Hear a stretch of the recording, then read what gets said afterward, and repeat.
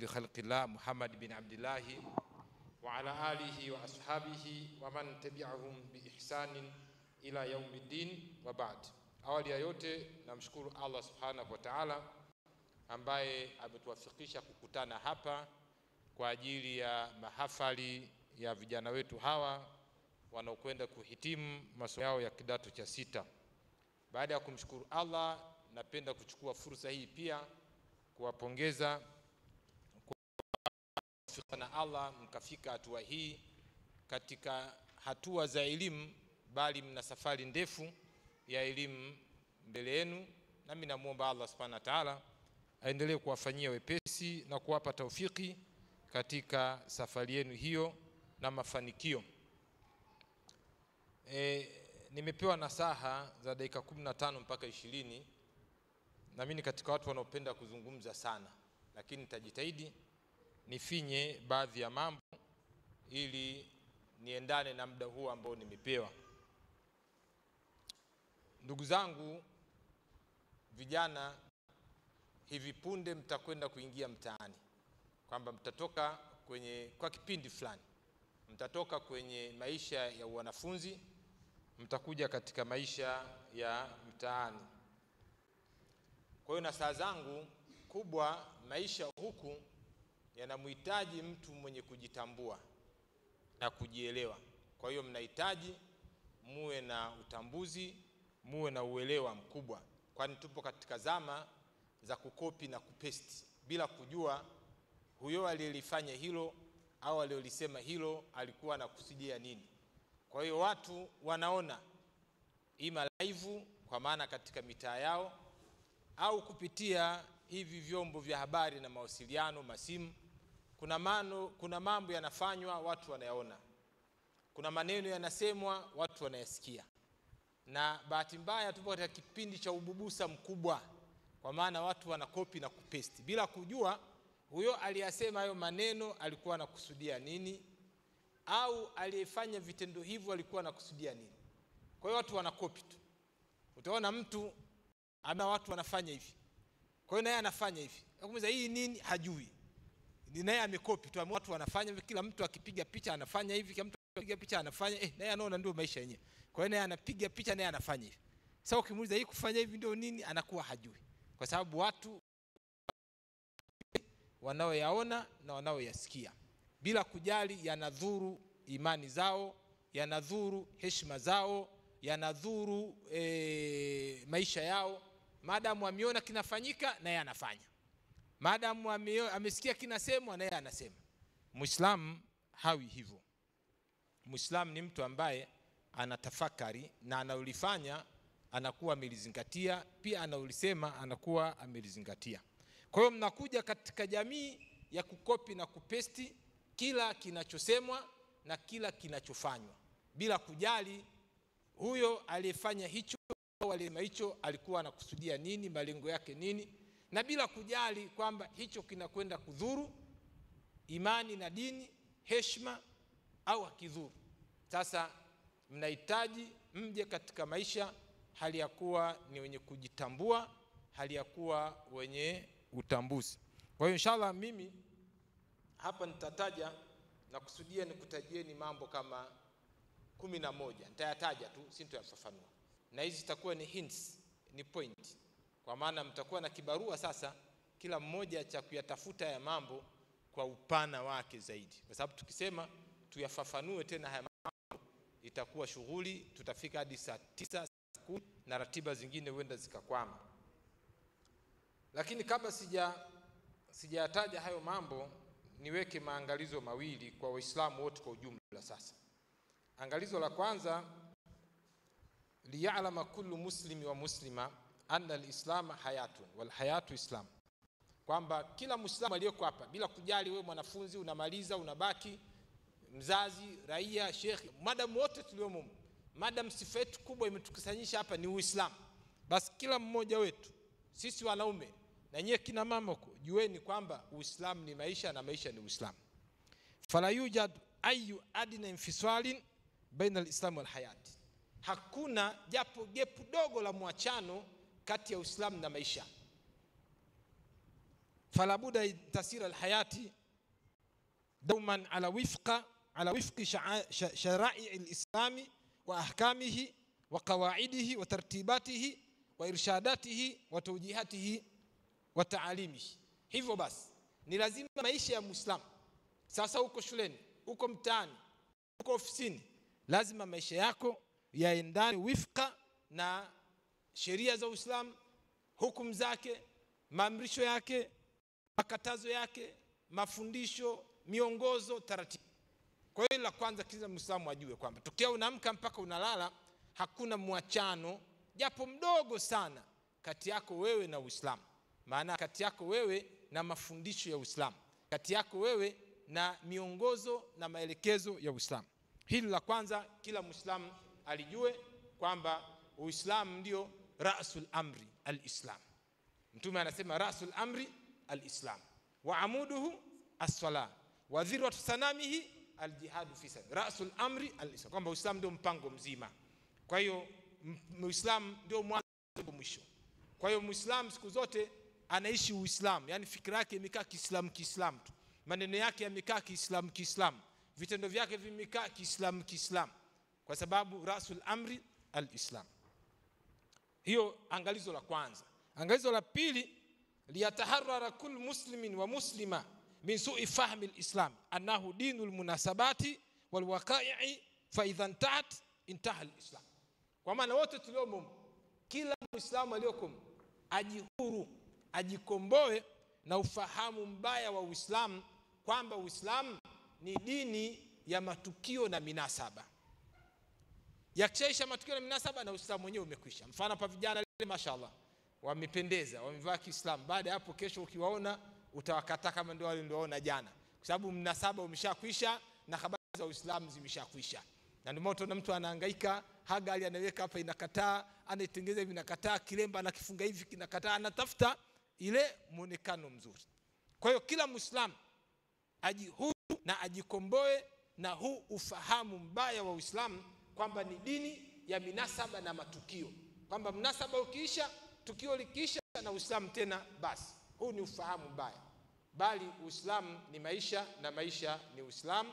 Kwa maana siku zote daima wewe unakuwa Muislamu, kwa maana unakuwa unaishi maelekezo, unaishi sheria, taratibu, kanuni, miongozo ya Uislamu.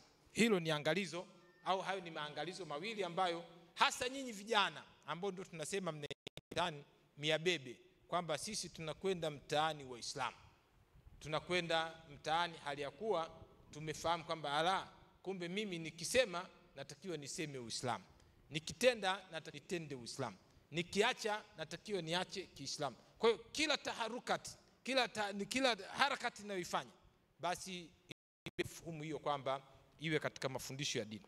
Sasa kuna mambo 11 laiti kila Muislamu atayajua. Haya yanajenga kujitambua katika maisha hapa duniani, ambao natamani kila Muislamu ayafahamu haya mambo, kwani atakwenda kumfanya kuwa ni Muislamu mwenye kujitambua, Muislamu ambaye hadanganyiki, Muislamu ambaye anajua nini afanye, nini asifanye. Jambo la kwanza, maana al-Islam. Jambo la kwanza, maana ya Uislamu. Ma huwa al-Islam, ni nini? Mahiyatul Islam, Uislamu ni kitu gani? Na maana hapa inakusudiwa al-maana tasawuri, kwa maana kila Muislamu apige picha Uislamu, kwa maana au katika akili yake kiwango ambacho, mfano wote tulioko hapa tumetoka majumbani kwetu.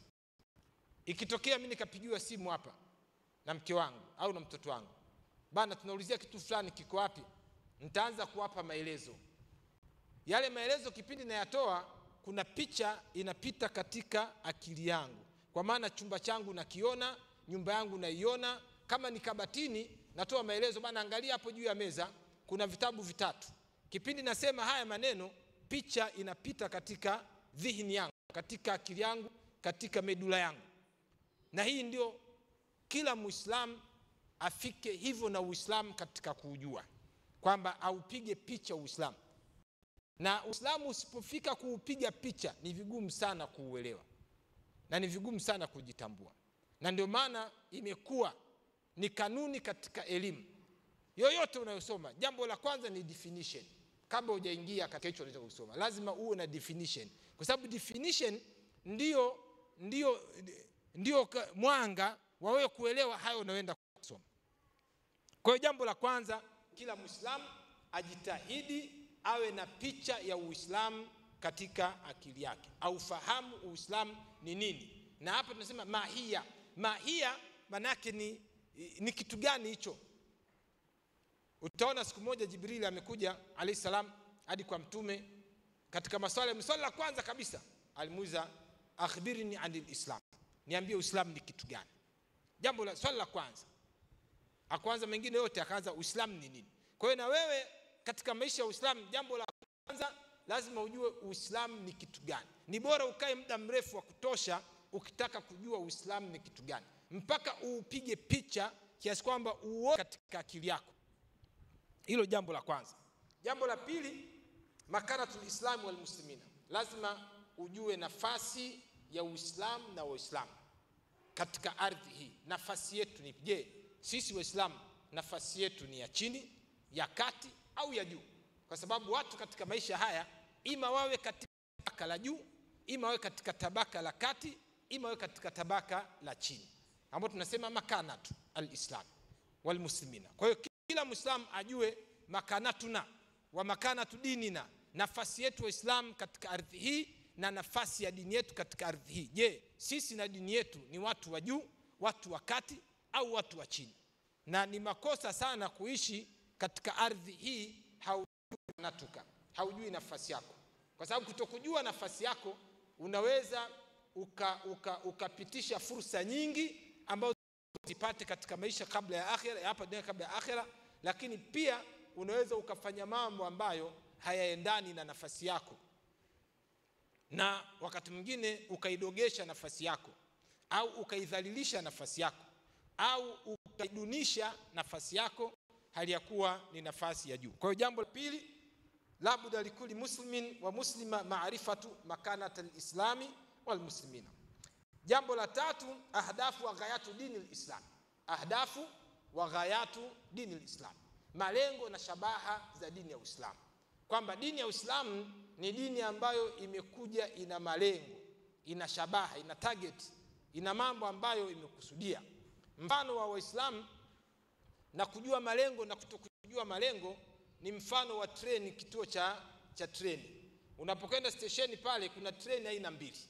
Treni ya kwanza inafanya shunting, inakwenda inarudi, inakwenda mara inakwenda uelekeo wa Mwanza, mara inarudi, mara inakwenda uelekeo wa Kigoma, mara inarudi, mara inakwenda uelekeo wa Dar es Salaam, mara. Kwa hiyo iko pale pale inafanya shunting, inazunguka. Na treni nyingine iko ima line 1 au line 2, inaelekea ima Mwanza, ima Kigoma, ima Dar es Salaam. Sasa hii treni ya shunting ni maisha ya Waislamu na kutokujua malengo na shabaha za Uislamu. Kwa hiyo tutakuwa tunapiga shunting tu, hatu move forward, tuko pale pale. Kama tunakwenda mara unaona tuko pale pale, kama tunakwenda tuko pale pale. Na mfano wa Waislamu na kujua malengo na shabaha ni mfano wa treni ambayo inaelekea ima Dar es Salaam, ima Kigoma, ima Mwanza, na itafika. Kwa hiyo Waislamu kutokujua malengo na shabaha ya dini yao watakuwa sawa mfano wa treni, kituo cha reli inafanya shunting, kwa maana inazunguka tu pale. Kwa hiyo tuna wingi wa harakati, lakini mwisho wa harakati hizo Waislamu wako pale pale katika hali duni za kielimu, hali duni za kijamii na mahusiano, hali duni pia wakati mwingine za kiuchumi na kimaisha, kwa sababu ni watu ambao wanaishi pasi na kujua malengo na shabaha. Na mfano wa Waislamu na kujua malengo na shabaha ya dini yao ni mfano wa Waislamu na treni ambayo iko line 1 au line 2, inaelekea ima Mwanza, itafika Mwanza, na kama kuna mtu amepanda katika treni hiyo atakubana, mimi nishafika salama, niko vizuri, ima Mwanza, ima Kigoma, ima Dar es Salaam. Kwa jambo la tatu ambalo kila Muislamu lazima alijue ili awe mwenye kujitambua, lazima ajue malengo na shabaha za dini ya Uislamu. Jambo la nne, nawaqidhu dini al-islam wa mubtilatul a'mal salihah. Lazima kila Muislamu ajue mambo yanayotengua Uislamu pamoja na kubatilisha matendo mema. Sisi ni Waislamu, tunatenda matendo mema. Haya matendo mema sio ukishatenda tu habari zake zimekwisha, una kibarua pia cha kuyalinda. Lakini shida nukta ya msingi sio kwa Muislamu. Nukta ya msingi ni namna gani unaulinda Uislamu wako. Yote anaweza kuwa Muislamu bitawfiki la, akatoa shahada akaslimu, lakini je, unaulinda Uislamu wako? Unauchunga Uislamu wako? Kwa sababu ndio Allah ametaka, ya ayyuhalladhina amanu taqullaha haqqa tuqati wala tamutunna illa wa antum muslimun. Aya hii katika moja ya mafunzo yake makubwa ni Waislamu kuulinda Uislamu min hini muslimina ila almamat, tokea kipindi wao ni Waislamu hadi kufa kwao. Hauwezi kufa Muislamu ila kwa kuchunga na kulinda yale mafundisho ya Uislamu. Kwa hiyo ni lazima kila Muislamu ajue ni mambo yepi, ima nikiyasema, ima nikiyatenda, ima nikiyaamini na kuyaitikadi moyoni, inakuwa ni sababu ya mimi kutoka katika Uislamu. Ina maana hapa kwa lugha nyingine watakuwa ni watu wenye hadhari ya haya maisha mnaokuja kukopi na kupesti. Sasa usipokuwa na ukaja kwenye maisha ya kukopi na kupesti, unaweza ukatamka maneno ambayo ni kufuru bila, au unaweza ukatamka maneno ambayo ni yanakutoa katika murua, yanakutoa katika imani na vitu mfano wa hivyo. Kwa hiyo ni lazima kila Muislamu ajue nawaqidhu al-islami wa mubtilatul a'mali as-salihah. Jambo la tano, umuru hiya ruhu al-islam wa kiyanuhu wa makman quwwatihi wa izzati wa rif'atihi tusama ura al-islami wa da'ahu. Jambo la tano, kila Muislamu ajue roho za uhai wa Uislamu. Yani Uislamu una mambo ambayo ndiyo roho ya uhai wa Uislamu. Haya mambo ndiyo maana halisi, kianu shay, manake yani haya mambo ndiyo maana halisi ya Uislamu. Yani wake haya mambo katika maisha ya Uislamu yakiishi, manake Uislamu uhai unaishi. Na haya mambo yanapokuwa hayapo katika maisha ya Uislamu, tafsiri yake kwamba Uislamu hapa ni Uislamu hewa, sio Uislamu halisi. Haya mambo pia ndio makman quwwati al-islam wa izzatihi wa rif'atihi, ndio maficho na maoteo ya nguvu za Uislamu, utukufu wake pamoja na kunyanyuka kwake. Kwamba Waislamu wakifika mahala sasa wanahitaji nguvu, wanahitaji heshima na utukufu, wanahitaji kunyanyuka, basi hizo nguvu zimejificha katika haya mambo ambayo yanaitwa katika istilahi ura al-islami wa daimahu wa usulahu, yanaitwa mashiko ya Uislamu, mihimili ya Uislamu pamoja na misingi yake. Kwa hiyo kila Muislamu lazima ifike mahala ajue ni mambo yapi ambayo ndio msingi wa dini ya Uislamu. Na Allah amejalia kila kitu madhubuti, imara, chenye kustawi, chenye kupiga hatua, maendeleo, chenye kupendeza, lazima kiwe juu ya misingi fulani, lazima kiwe juu ya mihimili fulani. Hili jengo hili kama sio misingi, kama sio mihimili, lingeweza kutuangukia, lakini limebaki imara hivi lilivyo kwa sababu limejikita, limejengeka juu ya misingi imara, juu ya mashiko na juu ya mihimili. Kwa hiyo kila Muislamu ana kibarua cha kujua ni mambo yepi ndio mashiko ya yani yanaushika Uislamu, Uislamu ndio mihimili ya Uislamu, ndio misingi ya Uislamu. Hayo mambo ukishayajua unashikamana nayo, hauchezi nayo, lakini pia hauruhusu yote kuyachezea kwa sababu ndio uhai na ndio roho ya uhai wa dini ya Uislamu. Jambo la sita, adilatul ahkam shar'iyya ay masadiru dini al-islam. Kila Muislamu ajue vyanzo vya dini ya Uislamu. Hii dini ya Uislamu ni dini ambayo ina vyanzo. Yani ukitaka dini unaichukua wapi? Min aina na'khudhu dina, wapi tunachukua dini? Ambapo tunasema masadiru dini al-islam. Kwa hiyo kila Muislamu lazima ajue vyanzo vya hii dini. Maarufu viwili, Qur'ani na Sunna, ndio maarufu kwa wengi. Lakini hii dini ina vyanzo takribu 10 na kidogo, 11, 12. Yani humo ndio unaipata hii dini, hoja zake na dalili zake. Kwamba nikitaka jambo fulani kulifanya nalipatia wapi? Kwa sababu Uislamu bidalili, lazima uwe na hoja, lazima uwe na burhani, lazima uwe na ushahidi. Sasa unautoa wapi ushahidi? Ukitaka kufanya jambo, kusema jambo, ukiuliza dalili, hoja, ushahidi, unaupata wapi? ambapo tunasema adillatul ahkami ash-shar'iyya, dalili za hukumu za kisheria, au kwa lugha nyingine maswadiru dini al-islami, vyanzo vya dini ya Uislamu. Na hili jambo ni la kila Muislamu, na mimi waga nasemaga inawezekana wote tukajua, lakini inawezekana wote tukawa viongozi. Lazima baadhi yetu wawe viongozi, na bahati mbaya sasa jamii yetu ya sasa imeyakabidhi mambo kwa viongozi kwa maana zote, kwamba wao ndio wenye kujua na wao ndio viongozi.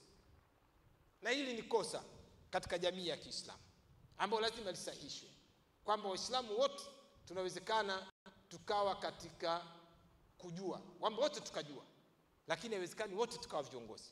Lazima baadhi yetu watushikie jambo letu ili liwe na nidhamu, lisiwe na faudha, lisiwe na vurugu. Na la yuslihu nasa, nasemaje, la surata lahum wala surata lahum injuhaluhum sadu, kwamba watu wakikaa bila viongozi hakuna jambo litakalotengemana. Ni lazima wawe na viongozi. Haimaanishi viongozi ndio wenye kujua ndio viongozi, kwamba viongozi wanatushikia jambo letu, wakikosea rais sisi kuambia hapa na umekosea. Kwa hiyo ni rahisi sisi wote tukajua vyanzo vya dini, na hii haimaanishi sisi wote viongozi, vyetu lazima watakuwa viongozi tu. Kwa hiyo jambo la 6, kila Muislamu lazima ajue kwamba hii dini ina vyanzo, na vyanzo hivi ni lazima kila Muislamu avijue. Jambo la 7, inqisamu masaili dini al-islami min haythu al-wifaqi wal khilafi baina al-umma ila masail muttafaqun alayha wa masail mukhtalafun fiha, kwamba kila Muislamu ajue hii dini masala zake zimegawanyika makundi mawili. Kuna masala ambazo umma umekubaliana, kwamba wote tumekubaliana, hatujatofautiana. Na kuna masala ambazo umma umetofautiana, kuna ambao wanasema hivi na kuna ambao wanasema vile. Na hii ni waambie Waislamu ndio asili ya dini, tumeirithi hivyo. Hii dini masaili zake zote sawa za kifiki, za kitarehe, za kitafsiri, zote masala za dini ziko ambazo ikhtalafna na ziko ambazo itafaqna. Sasa kila Muislamu ajue hii ni nesi, na jitihada yoyote ya kujalia masaili khilafia ziwe itifaqia ni jihad, ni jitihada za kufarakisha umma, kwa sababu hii dini tumeirithi hivyo, kwamba kuna masala ambazo mimi naona hivi na wewe unaona vile. Madam tu unavyoona wewe, Uislamu unaikubali hiyo rai yako au huo mtazamo wako. Cha muhimu tu kwamba mtazamo uwe umejengwa juu ya hoja na dalili. Kuna kisa kimoja cha tabiina, bwana mmoja anaitwa Hussein na mwingine simkumbuki jina lake, Said bin Jubairi na Hussein. Siku moja huyu Hussein ni mwalimu, alikuwa anafundisha. Usiku wake kuna nyota fulani zinaitwa Thuraya. Hizi Thuraya ni nyota ambazo zinatoka usiku wa manane. Sasa mwalimu akauliza wanafunzi, nani ameziona nyota za Thuraya? Said bin Jubairi akasema mimi nimeziona. Akawahi, sio kwamba kwa sababu nilikuwa katika ibada usiku, namna ambavyo watu wa mwanzo walivyokuwa wana ikhlasu ya matendo yao, hawakupenda wajulikane katika mema wanayoyafanya. Akasema niliziona kwa sababu sikupata usingizi kutokana kwamba niligongwa na mdudu mwenye sumu. Mwalimu akamuuliza ulifanya nini? Akasema kwamba nilisoma ruqya. Akasema una ushahidi? Nimemsikia Ibn Abbas akisema 1 2 3. Akasema maneno haya, qad ahsana man intaha ila masamia, amefanya vizuri yule ambaye amefanyia ametekeleza kutokana na mafundisho aliyoyasikia. Lakini mimi nimemsikia mtume akisema kuna watu 70,000, sikia Ibn Abbas, kuna watu 70,000 wataingia peponi bila kuhesabiwa wala kuadhibiwa. Miongoni mwa sifa zao la yastarquna. Kwa hiyo alichofanya nini? Hakugombana naye. Maadamu wewe umefanya hivyo, una dalili, umepatia. Lakini na mimi sitaki kusomewa ruqya kwa dalili hii. Kwa hiyo katika maisha ya ikhtilafu za Waislamu, nukta ya msingi, je, huyo mukhalifu ana hoja?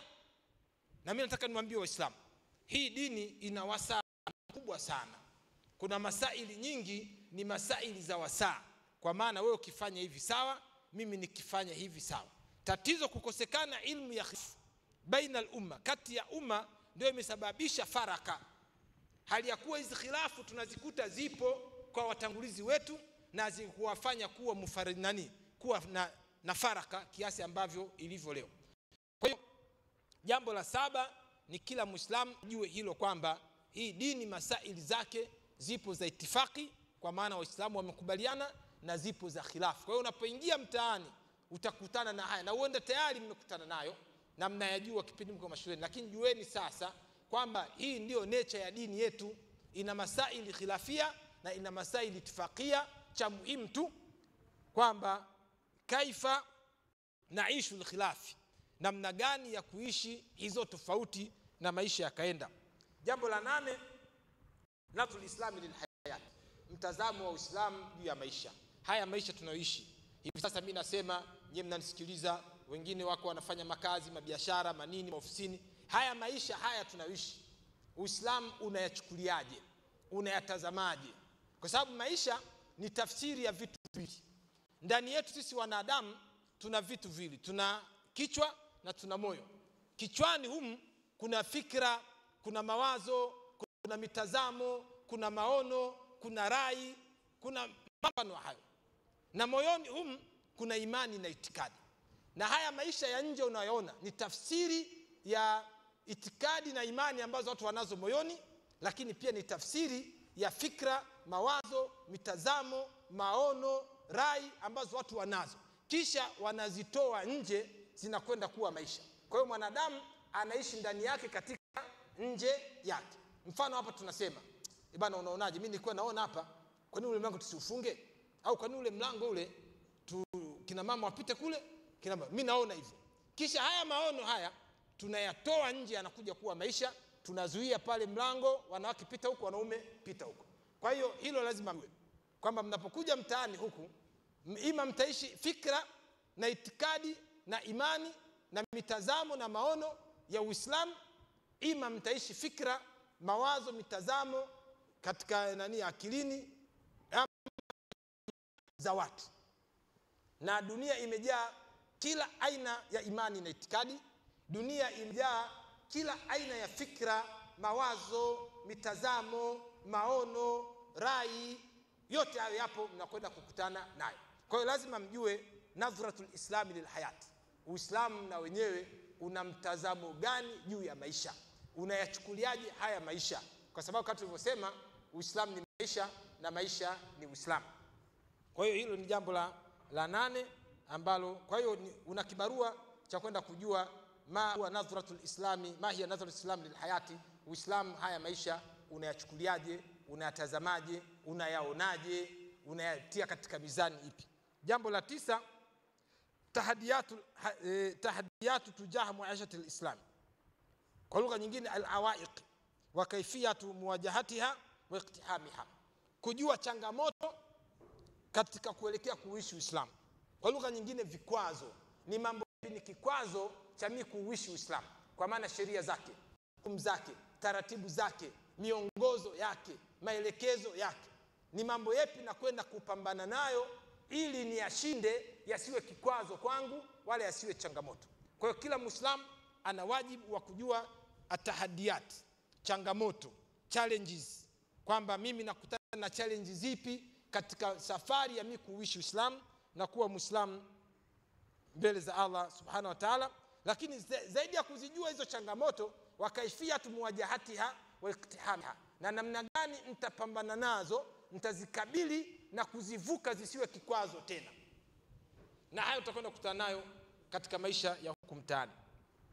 Jambo la 10 kabla ya la mwisho, al-ardh ardhul ma'raka was-sira', kwamba lazima ujue unakuja katika ardhi ya vita na mapambano. Yani huku mtaani, huku mtaani tu, hata shuleni wakati mwingine ni mgongano, kwa sababu tumeshasema mitazamo iko mingi.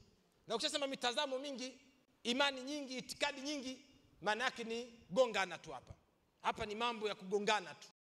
Kwa hiyo ni mambo ya msuguano, ni mambo ya kampeni.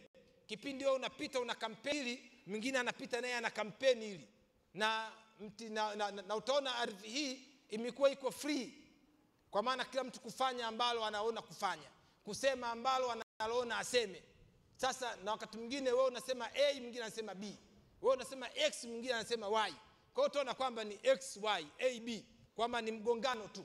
Kwa hiyo al-ardhu ardhul ma'raka was-sira' wat-tadad, ni ardhi ya vita, mapambano, ushindani, kampeni, ukinzani, msuguano, mvutano, na haya ndio maisha. Tena adaima asarmadia, na hali hii ina mwisho, ni endless, kwa maana ni hali ya maisha maadamu wanadamu wako hivyo.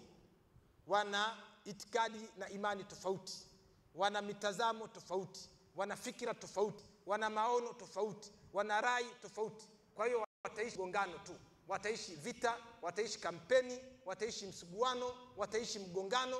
Kwa hiyo lazima ujue kwamba unakuja katika ardhi ambayo ni ardhi ya vita, mapambano, kampeni, mgongano, ukinzani. Na vita hivi vimejikita katika maeneo hasa manne au matano. Eneo la kwanza baina al-imaniyati wal aqaid al-kathira al-mukhtalifa. Eneo la kwanza ni kati ya imani na itikadi nyingi tofauti. Kuna itikadi nyingi sana, na nyinyi mnashuhudia namna zinavyotangazwa, namna zinavyopigiwa kampeni, namna zinavyohamasishwa. Kwa hiyo hilo eneo la kwanza. Eneo la pili baina al-milal wal adat wal arafi wal thaqafat al-kathira al-mukhtalifa. Vita kati ya mila, ada, desturi na tamaduni na staarabu nyingi tofauti. Kuna mila nyingine Mungu nihurumie, kuna taratibu zingine hata uelewi. Kuna watu wengine mila zao lazima wapigane, bila kupigana ina maana hapo halitafanyika kitu. Katika maeneo ya ujasiri na uhodari, tena wanatandikana kweli kweli, wanapigana mikoma kweli kweli mpaka mtu anachanika. Na hiyo ndio tafsiri ya ujasiri, na ndio mila yao, na ndio desturi yao, na ndio ada yao, na ndio utamaduni wao. Eneo la tatu baina almanahij alhayatiya wa kayfiyatuha wa nadhariyatiha alkathira almukhtalifa, kati ya mifumo ya kimaisha, namna zake na mitazamo yake na staili zake. Kipindi wewe tastahi, unaona haya kuondoka wewe na mkeo na binti yako wamevaa vichupi, mnakwenda beach kuogelea, kuna watu wengine ndio staili ya maisha yao. Baba, mama, binti, kaka wanavaa vimini, wanavaa vichupi, vibikini, wanakwenda kuogelea pwani, wanakaa wala haina shida. Wewe unaona shida, mwenzio haoni shida. Ni vita. Kipindi wewe unaona hivi, mwenzio anaona vile. Hii ni mifumo ya kimaisha na namna zake na staili zake. Eneo la tatu la nne baina sharai wal qawanin wa tartibat al hayatiyya wa ahkamuha al kathira mukhtalifa, kati sheria, kanuni na taratibu za kimaisha na hukumu zake nyingi tofauti. Kwamba wewe unasema hivi, mwingine anasema vile. Wewe unasema hivi, mwingine anasema vile. Wewe unasema rijalu qawamuna ala nisa, wengine wanasema hapana, hapa ni 50-50 tu. Hapa bana ni 50-50. Watu wote tuko sawa sawa. Wewe unasema hapana, mwingine anasema hivi. Kwa hiyo utakuta kwamba ni mgongano tu, ni msuguano. Na eneo la nne baina da'wataini, eneo la tano baina da'wataini wa sabilaini, vita kati ya dawa mbili na njia mbili. Da'watullah wa sabiluhu, dawa ya Allah na njia yake, wa da'watu shaytan wa sabiluhu, na dawa ya shaytani pamoja na njia yake. Allahu yad'u wa shaytani yad'u. Kwa hiyo mnakuja huku mtaani, Allah yad'u na shaytani yad'u, lillahi sabil wa li shaytani sabil. Kwa hiyo sasa wewe unajikuta hapo katika njia mbili, njia ya Allah na njia ya shaytani, da'watullah na da'watan. Kwa hiyo vita zinasuguana, zinapambana. Kwa hiyo jambo la 10 ni kujua kwamba tupo katika ardhi ya vita, ardhi ya msuguano, ardhi ya kampeni, ardhi ya ushindani, ardhi ya kutifuana. Na jambo la 11 ambalo ni lazima kila Muislamu alijue ni ahkamul wala wal bara fi dini, kujua hukumu za alwala wal bara. Alwala wal bara katika dini maana yake ni wakati gani tunaendelea kuwa pamoja, tumeshikamana, tumekamatana, na ni wakati gani tunaweza tukaachana tusiwe pamoja. Na kwa nini tumeweka hichi kipengele? Kwa sababu sasa hivi tuna tatizo la alwala wal bara katika matamanio ya nafsi. Kwa maana mtu anaweza akakukata wakati wote. akakutoa katika dini, akakwambia wewe sio Muislamu, wewe sio hivi, kwa matamanio ya nafsi. Lakini alwala wal bara hukumu shari, ni jambo la kisheria, ni lazima Qur'ani iwe imesema au mtume au mafundisho ya dini. Kwa hiyo haya mambo 11 laiti kila Muislamu atayatambua vizuri na atayajua vizuri, faida yake ya kwanza, yatamfanya kuwa ni Muislamu mwenye kujitambua, yatamletea kitu kinaitwa alwa'i dhati. Alwa'i dhati maana yake ni kujitambua, kiasi kwamba wewe katika hii dini unakuwa unajitambua, unakuwa na alwa'i dhati. Lakini pia italeta maelewano na mapatano kati ya Waislamu, na watu wenye kujitambua ni watu wenye kupatana na kuelewana. Leo tumefika mahala tuna magomvi wakati mwingine ya kijinga na kipumbavu kwa sababu tu ya kuto kujitambua kwetu, kiasi kwamba unaweza ukanishambulia au nikakushambulia kwa jambo ambalo mimi sio wa mwanzo, nikitageuka nyuma wako wengi wamefanya hili jambo, kuanzia maimamu wakubwa wakati mwingine mpaka maswahaba. Na ukishasema maswahaba maana yake karibu kwa mtume sallallahu alayhi wasallam. Kwa hiyo kwanza haya mambo 11 yatakufanya wewe kuwa ni Muislamu mwenye kujitambua, yatakujengea kitu kinachoitwa alwa'i adhati. Lakini pia haya mambo yataleta maelewano na mapatano kati ya Waislamu. Lakini pia haya mambo itakuwa ni sababu ya tanmiyatul islami, kuleta ustawi katika maisha ya Uislamu. Na mwisho kabisa, faida ya haya mambo yatazuia alkhuda walistidlal fi dini, kupotoshwa na kudanganywa katika dini. Na usipojitambua wewe ni muhanga wa kudanganywa, ni muhanga wa kupotoshwa, hakuna namna. Na hasa Mtume katika hadithi anasema sallallahu alayhi wasallama, sayati ala nasi sanawatun khadda'atun, zitawajia watu miaka za hadaa, kwa maana yusadaqu fiha alkadhib, mtu muongo ndio anaonekana mkweli, wa yukadhabu fiha as-sadiq, na mtu mkweli anaonekana muongo, wa yu'tamanu fiha al-kha'in, na mtu ambaye si mwadilifu ndio atakayeaminika, wa yukhawanu fiha al-amin, na mtu yule muaminifu ndio ataonekana sio muaminifu.